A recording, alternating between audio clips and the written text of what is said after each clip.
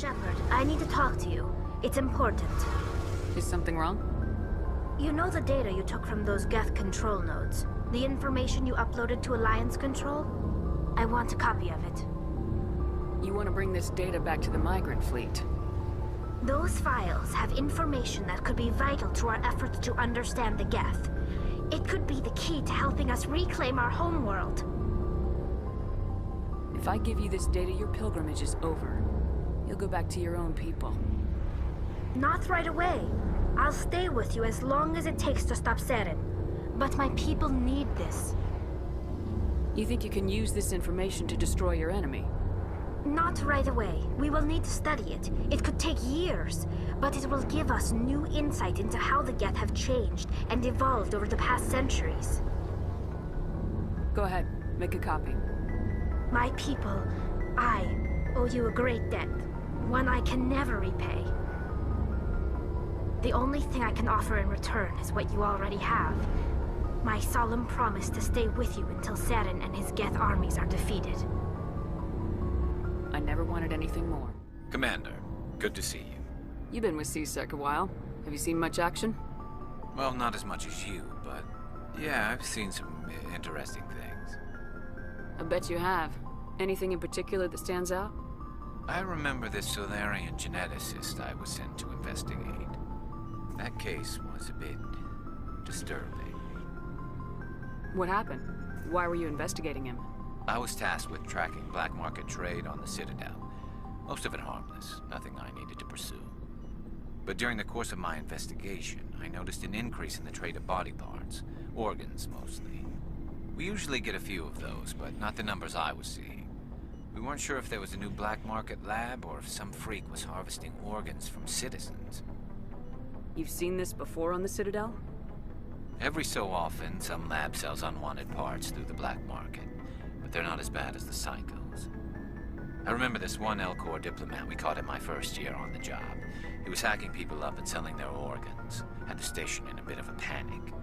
But this case wasn't that clear-cut. Turns out there was more going on than we first realized. So how did you figure out what was happening? First, we got a hold of a sample and ran DNA tests.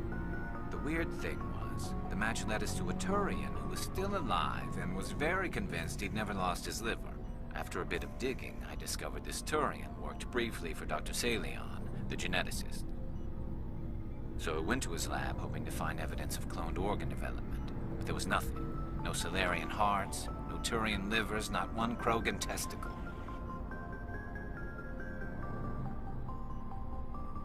You're kidding, right? Why would anyone want Krogan testicles? Some Krogan believe that testicle transplants can increase their virility, counteract the effects of the genophage. It doesn't work, but that doesn't stop them from buying. They'll pay up to 10,000 credits each. That's 40,000 for a full set. Somebody's making a killing out there. What'd you do about the geneticist? I brought in some of his employees for interrogation, to see if I could get them to talk. While I was interviewing one of them, I came across something suspicious. You mean threatening? Was that really necessary? Maybe, maybe not. Either way, it paid off. One of my detainees started bleeding profusely during the interview. We offered to patch him up, and he got frantic, freaked out. I ordered a full exam to find out what was going on. Our medics found incisions all over his body, some of them fresh. That was our big break.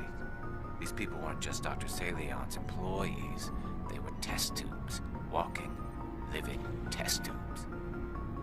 He was growing parts inside these people? Exactly. He cloned their organs right inside their own bodies. Then he harvested them and sold them off. Most of the victims were poor. He'd pay them each a small percentage of the sales, but only if the organs were good. Sometimes an organ wouldn't grow properly, so he'd just leave it in them. Most of them were a mess, but only on the inside, hidden so nobody could see it. I hope he got what he deserved. That's the worst part. We never caught him. Why not? What the hell happened? He ran, blew his lab, grabbed some of his employees, and headed for the nearest space dock. By the time I found out, his ship was already leaving. He threatened to kill his hostages if we tried to stop him. But you went after him anyway, right? I ordered Citadel Defense to shoot him down, but CSEC headquarters countermanded my order. They were worried about the hostages, worried about civilian casualties if the ship was destroyed so close to the Citadel. I told them those hostages were dead anyway. He just used them to make more organs. But they wouldn't listen.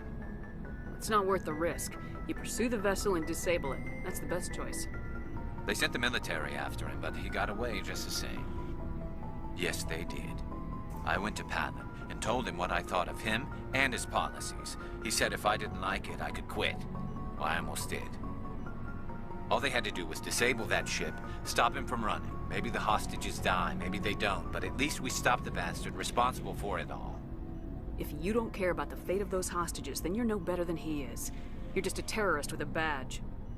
Yeah, maybe you're right. It doesn't make it any easier, but I see your point. Just wish I could have stopped him. That's all. Do you have any idea what happened to Dr. Salian? I sent out feelers from time to time, hoping to find something. I thought I'd found him a while back.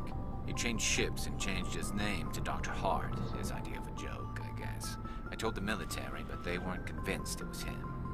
I got the transponder frequency for his new ship, but I just can't get anyone to check it out. I'll check out the coordinates when I get a chance. I was hoping you'd say that. But Commander, take me with you when you go. If it's Salion, I want to be there when you find him. Commander? What's your opinion of the last mission? Not sure I buy Dr. Tassoni's story about her and her mom not talking. They're family, right? I think she's being straight with us. Or at least I don't think she lies very often. Yeah, she's probably really bad at it. Hey, want me to ask her about her sex life? Might be illuminating. I don't think she's used to teasing, good-natured or otherwise.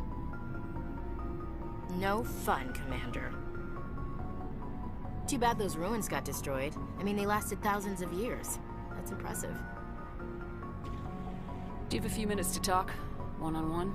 Sure. I was just watching some mail from home. Oh, before I go, we saw Caden in a news vid about the Normandy. He's cute. Later, sis. Let's pretend this never happened. Are you interested in the Lieutenant, Chief? No, ma'am. And anyway, Scuttlebutt says he's already sweet on someone. What's up? You didn't come by to eavesdrop on family mail. Your family seems to be important to you. Yeah, we've always been close. Me and my sisters especially.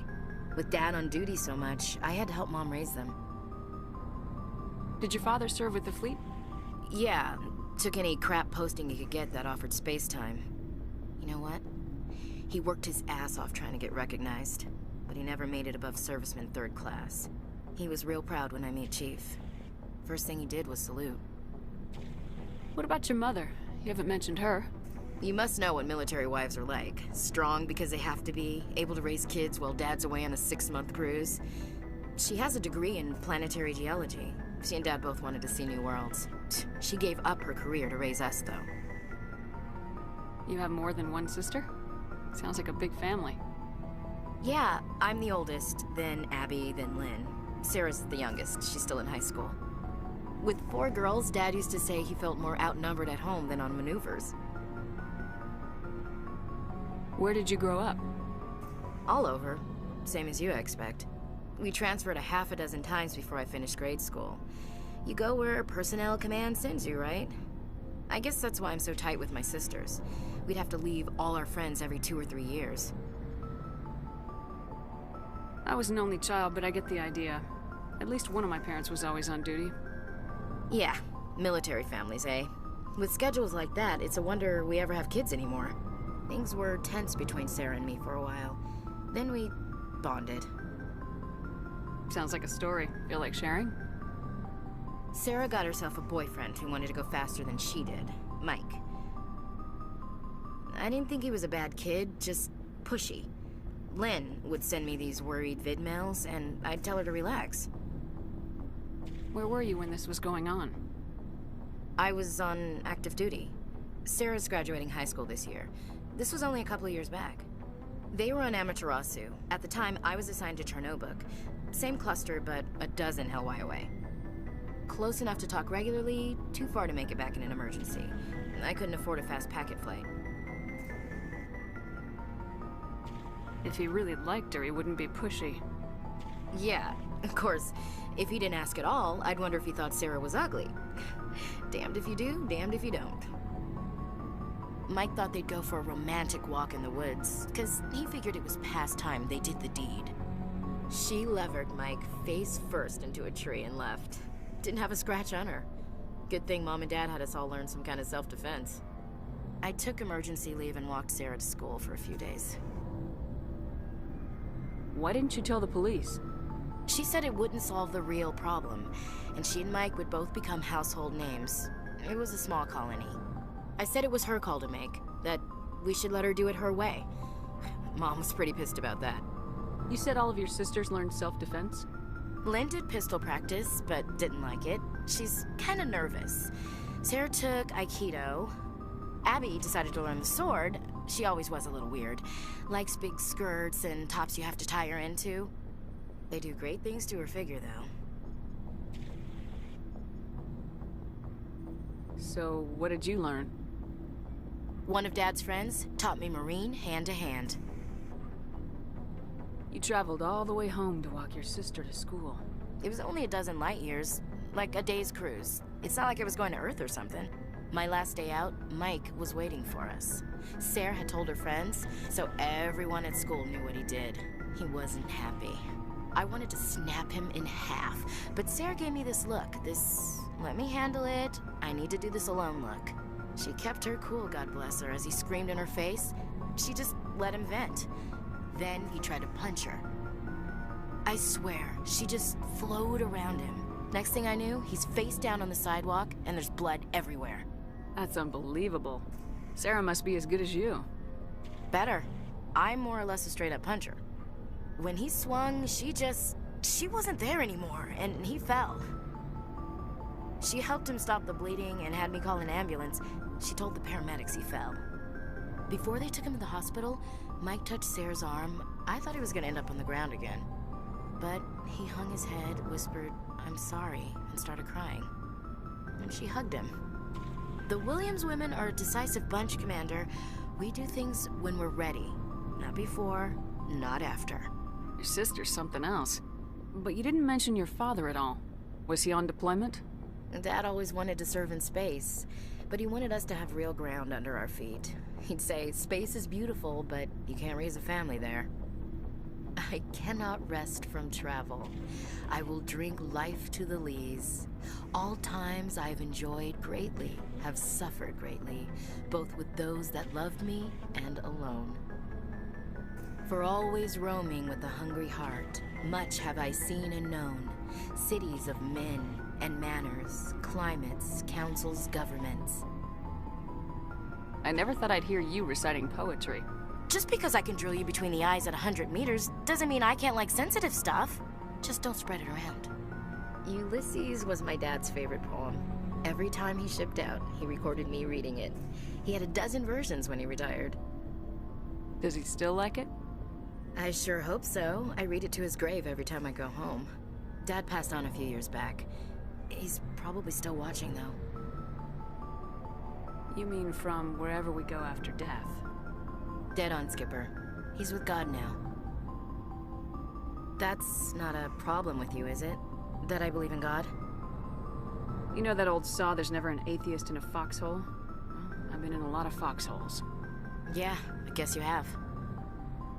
I've met a few people who are really weirded out by my faith.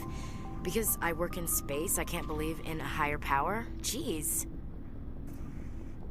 Hello, have you people looked out the window? How can you look at this galaxy and not believe in something? I should get back to my